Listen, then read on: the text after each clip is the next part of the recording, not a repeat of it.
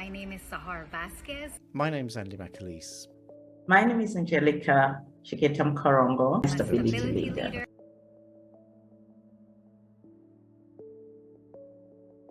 Just this heaviness. There was this heavy sadness and anxiousness inside of me, and I didn't know what was wrong. I just couldn't speak, and I broke down in tears. And that was the start of me discovering that I'd been struggling for a long time with depression and anxiety. When horrible, dark, intrusive thoughts started occupying my mind, all I could think was that I was going to hell. I felt increasingly hopeless. I felt that the world was shrinking around me and that I was shrinking further into myself. And I was so embarrassed that I had this invisible illness, and like, how was I going to tell my friends? Were they going to think I was weak? Nobody had any idea what I'd been feeling or that something had been wrong. I realized that I was having these thoughts, but something just didn't make sense to me. I mean, am I really a bad person? Is this what life is all about? I stumbled across a video about a woman sharing her story of her battle with mental illness.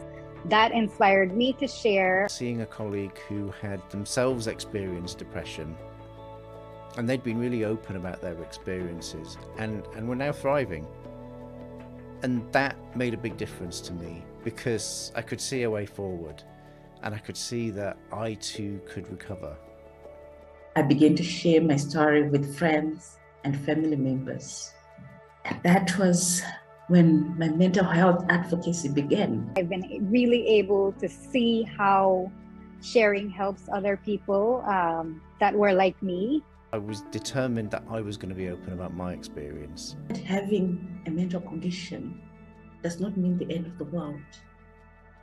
There is a lot that one can do. There's nothing wrong with having a mental illness. It's not a death sentence. I want to contribute towards changing how we work to better support mental health and well-being.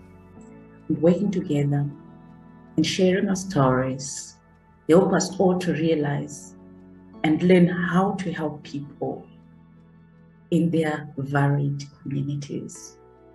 You know, help is just a conversation away. There's no shame in asking. It could be anybody, you know, whether it's your mom, your dad, your brother, your sister, friend, whoever it is, just tell them. And a big part of breaking the stigma of mental ill health is for people to realise that they're not alone. To give people hope.